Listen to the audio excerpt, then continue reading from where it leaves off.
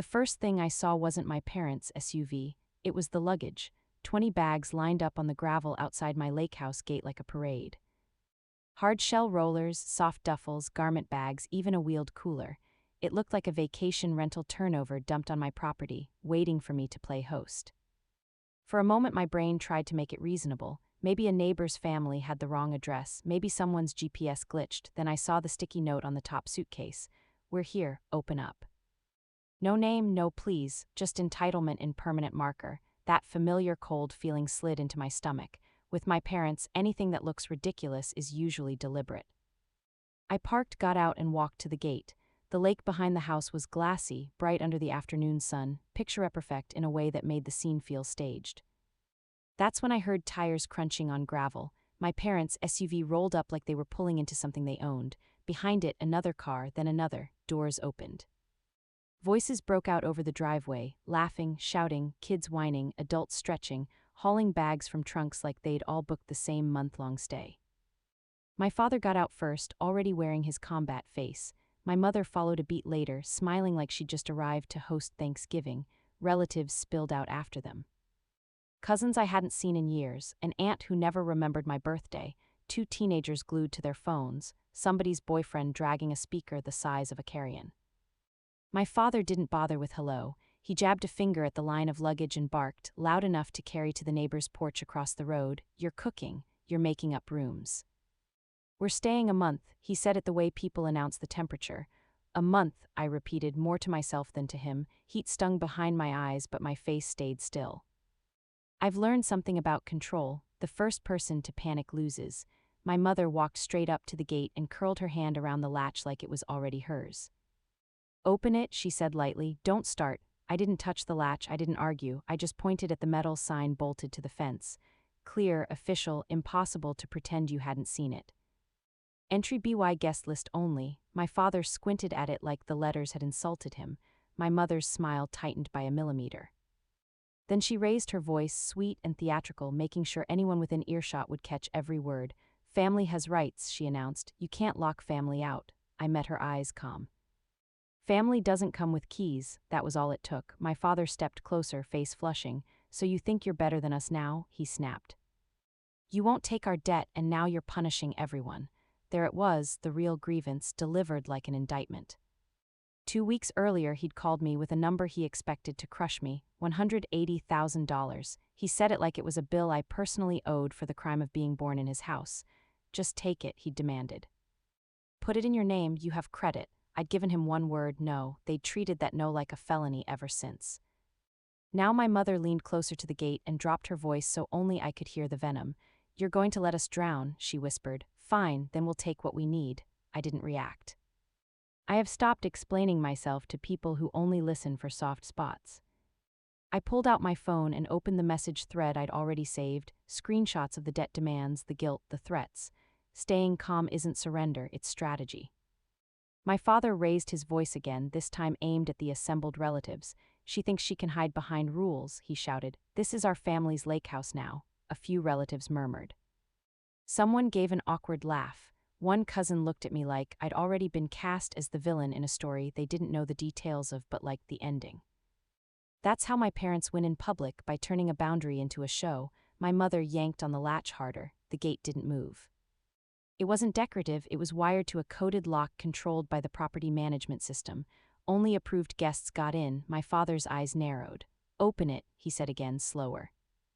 "Or I'll make you." I didn't step back. I simply raised my phone and tapped the number I'd queued up earlier.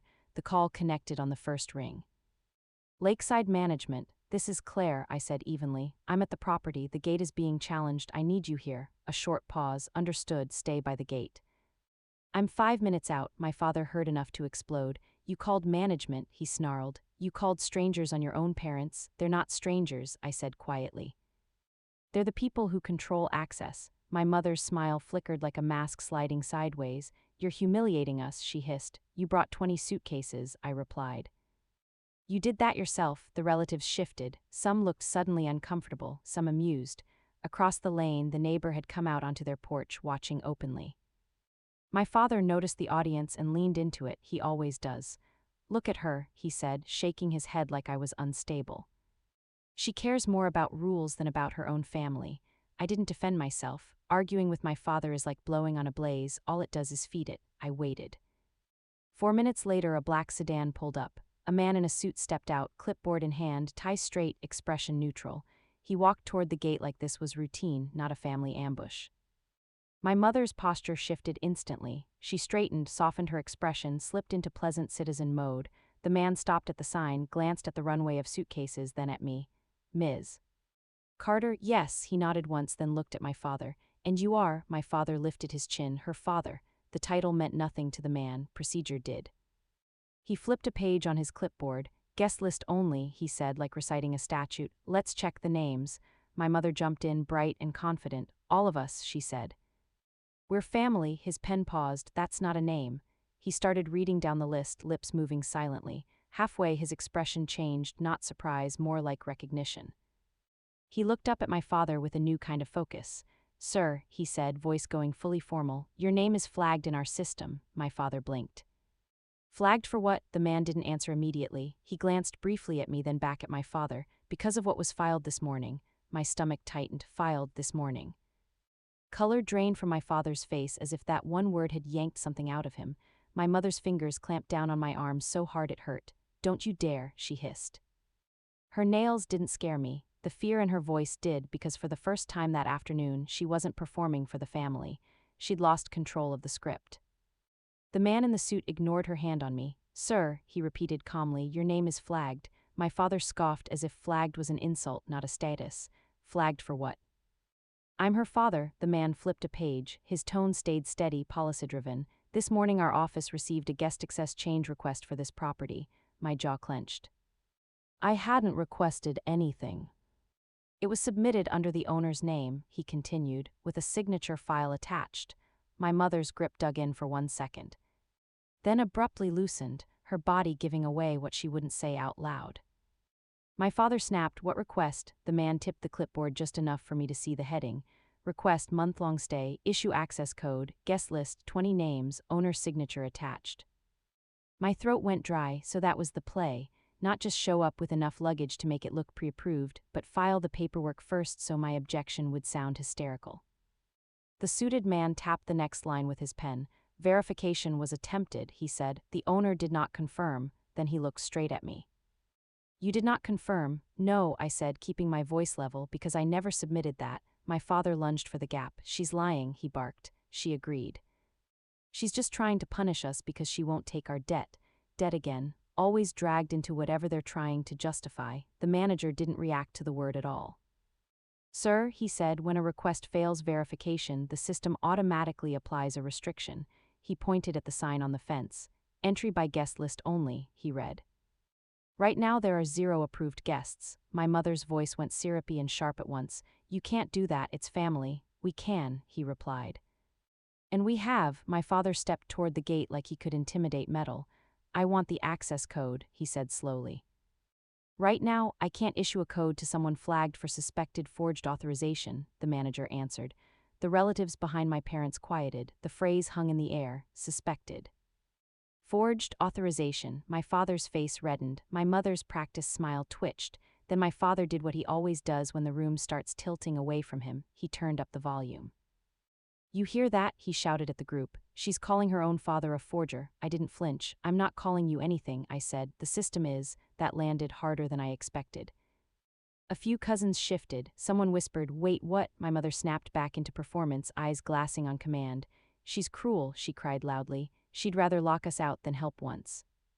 We came because we have nowhere else to go. She swept her arm toward the scuffed luggage like it was proof of hardship instead of planning. I watched faces change. Pity comes fast when someone cries in public. I knew better than to wrestle emotion with emotion. I stayed with evidence. I held up my phone. This is the text where you demanded I take your debt, I said calmly, and this is the one where you said you'd take what you need if I refused. My mother's tears faltered for half a heartbeat. The suited man lifted one hand, his voice cutting through the murmur. Everyone stepped back from the gate. My father didn't move. The man's tone sharpened without getting louder. Sir, if you attempt entry again, I'll call law enforcement for trespass. My father laughed, short and ugly. Call them. Let the neighbors watch you throw family out. The manager didn't bluff. He pulled out his phone and dialed. "This is Lakeside Management," he said evenly, "requesting a unit at the Carter Lake property. Unauthorized group attempting forced entry. Suspected forged guest authorization on file." My mother's face went pale, not at police, but at forged and on file being spoken in the same sentence. My father turned his anger back on me. You did this," I replied quietly, "when you tried to make my signature do your work." While we waited, the manager leaned toward me and spoke low. "They sent the request at 7:12 a.m., he said. "Same email thread had a second attachment." My stomach nodded. "What attachment?" He flipped another page, lips pressed thin. "A family occupancy agreement," he said. 30 days. My skin went cold. 30 days isn't a stay, it's legal positioning. Past that line, people start saying tenant and rights and eviction. "Paper warfare, my parents preferred battlefield. Did you accept it?" I asked. "No, but it's logged." Logged meant evidence. His gaze drifted past my shoulder toward the water, and I felt it before I saw it, the wrong kind of motion on the lake. A small motorboat was cutting straight toward my dock. 2 figures stood in it holding bags. My pulse spiked. Beside me, Mariah sucked in a breath. "No," she whispered. "No way." My father followed our line of sight. A slow smile spread across his face, thin and triumphant. "Who needs a gate when there's a dock?" The boat bumped my boards. One of my cousins hopped out, laughing in that high, nervous way people do when they've decided something outrageous is just a joke, and headed straight for the path that leads up to my back deck. I moved before I thought. "Stop," I yelled. "Get away from my house." The lake ate my voice, flattening it. The manager spoke one word into his phone, sharp. Now, from behind the house came a sound that sliced through me, the soft, unmistakable glide of the sliding door opening. From the inside, something in my spine went rigid. The door should have been locked, the gate was secure. Nobody had codes. I sprinted along the side of the house toward the deck, gravel grinding under my shoes, heart pounding in my ears. Mariah was right behind me, her phone already up, recording. On the dock, my cousin kept laughing, speeding up like it was a race. The sliding door was half open now, a figure filling the gap. Not my parents, not a relative, a man in a gray polo with a tool pouch on his belt. Maintenance. He stepped onto my deck like he belonged there. "Ma'am," he said, hands up, polite. "I'm here on an emergency call." My gut dropped. "What emergency?" He glanced at his phone. "Water leak," he read. "Owner requested immediate access. Carter." "I didn't call you," I said. He hesitated, then delivered the sentence that made the air thin around me. "I used the access code on the work order." My chest clenched. "There is no access code." "The gate is locked." He nodded toward the lake path, apologetic. "Not the front, the back keypad." The back keypad. The old contractor pad on the lakeside door I'd always meant to replace and never bothered because I don't rent the place or host groups. My parents had remembered it for me. Mariah's voice snapped. "Who gave you that code?" "The contact on the work order," he said, shifting his weight. "I just followed instructions. I didn't need to ask who that contact was." My mother's voice floated up from the side of the house, bright and falsely helpful. "We're just making sure the house is safe," she called. There was a leak. "We didn't want mold." Leak, mold, emergency. A story preloaded to justify breaking in. My father's voice followed, full of outrage. "She's trying to lock family out after refusing our debt." "This is what she does." I turned back to the maintenance man. "Show me the work order." He unlocked his screen and held it up. My name sat at the top, my address. A digital signature that looked exactly like mine, and an email that looked like my address, one character changed, easy to miss without staring. "They're impersonating you," Mariah murmured. I didn't answer. My brain had already slid into evidence mode, cold and fast. I took a photo of the work order, then a close-up of the fake email. "You were used," I told him quietly. "Step away from my door." He swallowed, coming out of whatever autopilot he'd been in, and did as I asked. Behind me, the property manager was already on another call, voice clipped. "Need law enforcement at the back dock," he said. "Unauthorized entry confirmed. Vendor accessed using fraudulent work order." He covered the mic and looked at me. "Claire, did you ever authorize a vendor master code?" "No, I don't even know what that is." His jaw tightened. "It's a management override for emergencies. It isn't supposed to be shared." My stomach dipped. "So how did he get it?" He didn't answer right away. Instead, he pulled up something on his tablet, thumbs moving fast. "Door event log," he said, turning the screen slightly. Timestamps, keypad entries, overrides, line after line until one jumped out, highlighted by its own audacity. "Master override, 11:18 a.m. today." My throat went dry. "That means someone at your office." "It means someone used an override credential," he corrected. If it wasn't me, it's a breach. The maintenance man spoke up, voice shaking.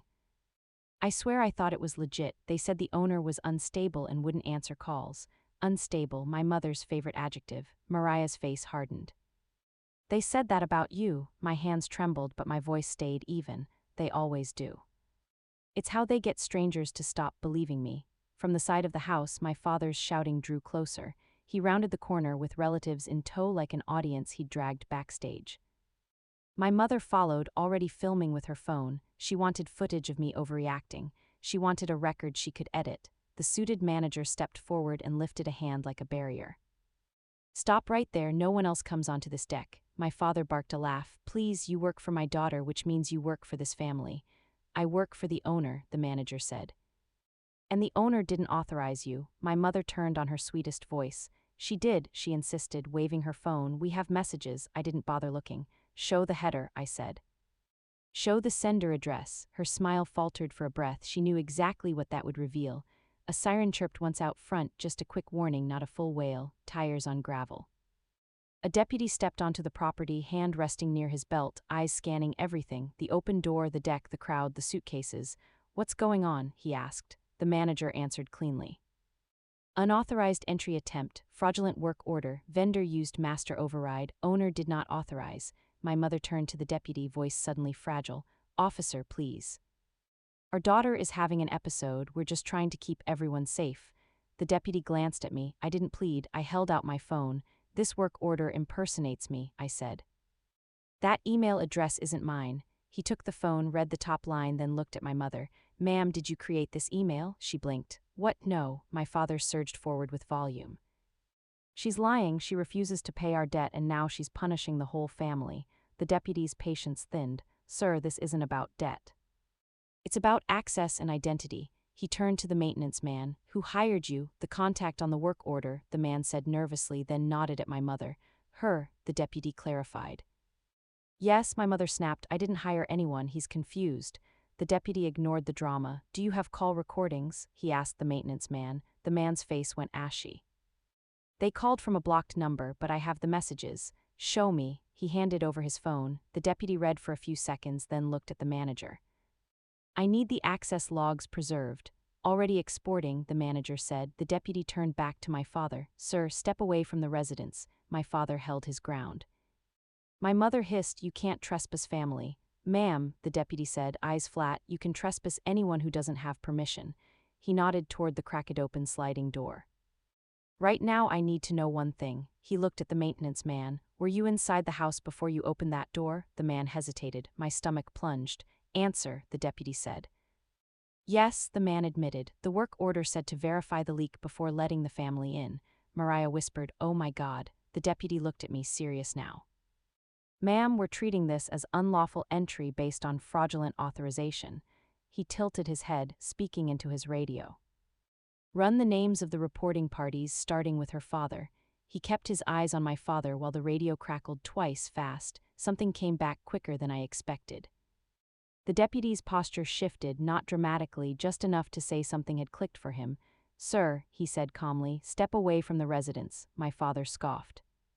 For what? The deputy didn't raise his voice. Dispatch just confirmed an active warrant associated with your name. The relatives behind my father went silent like someone had cut the sound. My mother stared. That's impossible. My father laughed once sharp. That's a mistake. The deputy didn't argue. Turn around, he ordered. Hands behind your back. My father's mouth opened, gearing up for another performance, but the word warrant changed the stage. He took a step back instead. Don't, the deputy warned, voice hardening. My father froze, jaw clenched, eyes scanning for an exit that didn't exist. My mother rushed in, voice high and shaking. Officer, please. Our daughter is unstable. She's twisting everything. Ma'am, the deputy cut her off flat. Stop talking. She actually recoiled. She isn't used to uniforms, closing her mouth. This is a family matter, my father tried again. Fraudulent impersonation and unlawful entry are not family matters, the deputy said. Turn around. My father didn't. So the deputy took his wrist, firm and controlled, and spun him. The click of the cuffs made a few cousins flinch. My mother's face drained, not because she respected the law. Because the law had stopped rehearsing her lines, the deputy surveyed the deck and the open door. Everyone off this property, he said. Now, a cousin protested weakly. We're just here for a vacation. No, the deputy snapped, you're here under fraudulent authorization. He pointed at the maintenance man. You over here, the man obeyed instantly, hands visible. I have the messages, he said, I can show everything. Good, the deputy replied. This is now a report, he nodded to the property manager. Export the logs, all of them. Already done, the manager said, scrolling. Master override at 11:18, work order created at 7:12. Verification failed, restriction placed, contact email is a lookalike. My mother's head whipped toward him. You can't share private information. I can share it with law enforcement, he said. And I am, Mariah stepped closer and lowered her voice. This is the first time they can't talk their way out. I didn't answer, I was staring at the open door. Under the noise on the deck, I could hear movement inside, soft footsteps, a drawer sliding, the tiny thump of a suitcase wheel bumping over a threshold. Someone was already treating my place like a rental. I took a step toward the doorway on instinct. The deputy lifted his hand. Ma'am, he said quietly, stay here. Someone's inside, I said. I know, he spoke into his radio, need a second unit, possible burglary in progress. Nobody is inside, my mother snapped, edging toward frantic. He ignored her and looked at the maintenance man. You said you went in first. Yes, and you opened the door then stepped out, the man nodded miserably. Then the family started moving. The deputy's gaze shot toward the lake path. Two relatives were halfway down the trail with bags trying to slip around the side of the noise. Stop, he barked, they froze. Put the bags down, they dropped them. My father twisted, voice bitter. You're arresting me for bringing my family to my daughter's house. I'm detaining you on a warrant and investigating impersonation, the deputy said. Your family being here is just what we can see. He turned to the manager, who has access to the master override. 3 accounts, the manager said tightly.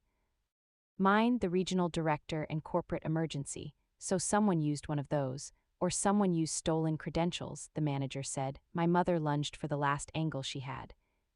This is all because she refused to help with our debt, she cried. She's doing this to hurt us. The deputy finally looked directly at her. His voice was quiet but edged. You keep saying debt like it's a permission slip, he said. It is. Her mouth opened then shut. The manager scrolled again then stopped. His face shifted. Deputy, he said. There's another flag. What kind of flag? The deputy asked. The manager's eyes flicked from me to my father. Not just do not admit, he said. Fraud prevention. Tied to this exact pattern, my skin prickled. Pattern, he nodded. Group arrival, multiple suitcases, forced entry attempt. Family rights language. My mother's eyes widened for a second recognition, then narrowed into fury. The deputy looked at my father. Where else have you done this? He asked. My father said nothing. The silence answered anyway. A second patrol car pulled in. Another deputy got out. The first handed my father off in a quick, practiced motion, then nodded toward the sliding door. Now we clear the house, my heart hammered. He stepped inside first, slow and deliberate. Sheriff's office, he called. Anyone inside, come out now. 2 long seconds. Then one of the teenage cousins appeared in the doorway, clutching one of my kitchen drawers like a prop he didn't know what to do with. His eyes went wide when he saw the uniform. What are you doing? The deputy demanded. I was just looking for what? The kid swallowed. The silverware. Put it down, the deputy said. And step out. The boy set the drawer on the floor, hands shaking, and shuffled outside. Behind him, an aunt appeared carrying a trash bag bulging with linens like she was already stripping beds. Out, the deputy ordered. Now. The manager leaned close and spoke low so only I would hear. They're trying to establish occupancy, he said. Get belongings inside, stay long enough, and they start using tenant. My stomach turned. It lined up perfectly, the 30-day family occupancy agreement, the fraudulent request, the rush to get bodies and bags across the threshold. Paper first, then presents, then rights. The deputy came back out holding something in a gloved hand, a single printed sheet. He looked at me, then at my mother, then back at me. Ma'am, he said, voice controlled. Do you recognize this? He held it up. Temporary occupancy agreement, 30 days, my name typed neatly at the bottom, a signature that looked exactly like my own. My signature, perfect, stolen. This wasn't a visit, the deputy said. This was a takeover attempt. My mother went white. My father stopped bluffing and just stared. He knew that paper inside my kitchen had crossed a line he couldn't spin away. The manager glanced at his tablet again and went still. Deputy, he said quietly, the system just updated. They've already submitted a second request. My mouth went dry. For what? To change the owner contact, he said, effective immediately. The phrase hit like a shove, change the owner contact. Effective immediately, not after a call, not after verification, right now. The manager's fingers flew across his tablet, digging into the internal queue. Submitted a few minutes ago, he reported. Same spoofed email pattern, same attachment type. The deputy's eyes narrowed. Where did it originate? The manager didn't guess, he checked. Online portal, he said. IP doesn't match local service, but the carrier tag matches the number used on the earlier work order. Then he looked straight at my mother. Same cellular network as your phone, ma'am. Her face went tight. I don't know what you're talking about. The deputy didn't argue, he simply held up the occupancy agreement. This document is in your daughter's kitchen, he said. With a forged signature, it's paired with impersonation attempts in the management system. And your husband has an active warrant. He drew a slow breath. Here's what's happening. You're all leaving and we're preserving everything. My mother's voice shot up, sharp and shrill. You can't throw us out like criminals, the manager answered before the deputy could. You showed up with 20 suitcases, he said flatly. You got a vendor inside on a fraudulent work order and planted an occupancy agreement in the house. That's not confusion. That's a playbook. Mariah let out a breath like she'd been holding it since the first car pulled up. The deputy turned to the second officer. Take the vendor's statement, he said. Get copies of the messages and work order, and we're seizing any devices used for the impersonation if we can lawfully do it. My mother's eyes flicked toward her purse. A small motion, but obvious once you knew her. Ma'am, the deputy said, voice suddenly razor sharp, do not reach into that purse. I'm getting my phone, she protested. Hands visible, he replied. She pulled her hand back slowly, shaking not from fear but from rage. Her phone is her favorite weapon. Messages, fake accounts, screenshots, pressure. And suddenly it was a liability. The manager stepped aside and made another call, voice low and precise. Corporate, this is Lakeside.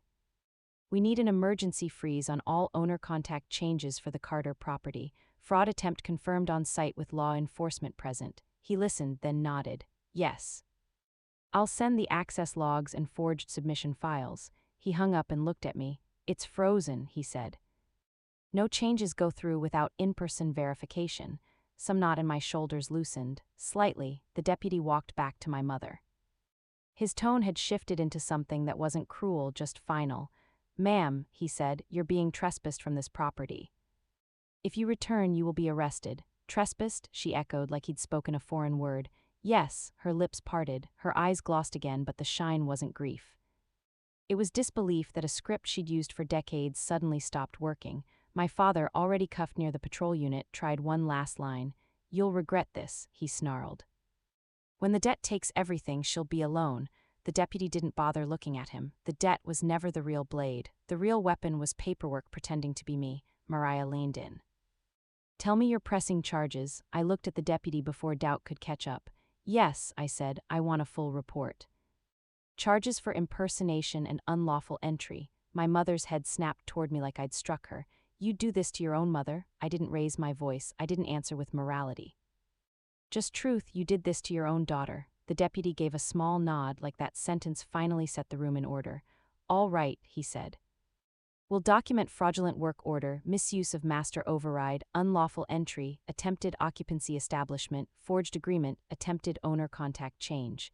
He turned to the manager. I need that log now. Already packaged, the manager said, lifting his tablet. Timestamps, account IDs, device fingerprints. Device fingerprint, the deputy repeated. The phrase made my mother's expression shift again, smaller, harder.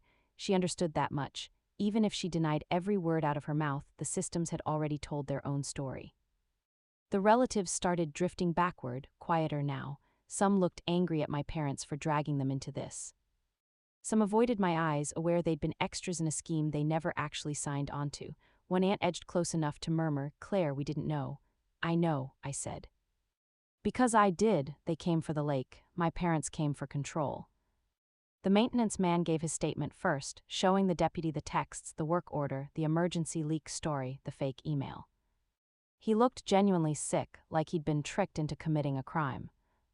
The second deputy photographed the occupancy agreement on my kitchen counter exactly where they'd left it, like leaving it on my property made it real. Then the first deputy walked back to my father. Sir, you're being transported on the warrant. Additional charges will be forwarded based on the investigation. my father's face locked into something hard, my mother's posture crumpled. For the first time, neither of them looked like they were winning anything. Their whole strategy depended on one thing: crossing the threshold, not to enjoy the water. To plant luggage, establish presence, drag me into the slow, punishing grind of rites and process, while they called me hysterical for resisting. Instead, they got a frozen owner contact request, preserved access logs, a fraud flag, and their names entering an official report. When the patrol car pulled away with my father in the back, my mother stood in the gravel watching it disappear, shaking like she couldn't choose between crying and attacking. Then she turned to me, her voice low, no performance left. "This isn't over," she whispered. I didn't flinch. I gestured toward the sign on the gate, "Entry BY guest list only," then I met her eyes. "Calm isn't weakness," I said. "It's how you lose access without me ever raising my voice." She stared like she didn't recognize me. She didn't. The version of me who absorbed everything and said nothing was gone. After everyone left, I walked through the lakehouse room by room. Nothing was missing. No drawers overturned, no smashed frames. But the violation wasn't about what they touched. It was what they tried to erase that my no counted. That night I replaced the lakeside keypad. I revoked every vendor code. I changed the management account to require in-person verification for everything. When the incident report arrived, I printed it and slid it into a fresh folder. On the tab in thick black marker, I wrote one word: evidence. My parents thought 20 suitcases would corner me into compliance. Instead, they delivered 20 witnesses and a paper trail that, for once, worked exactly the way paper is supposed to work, against them.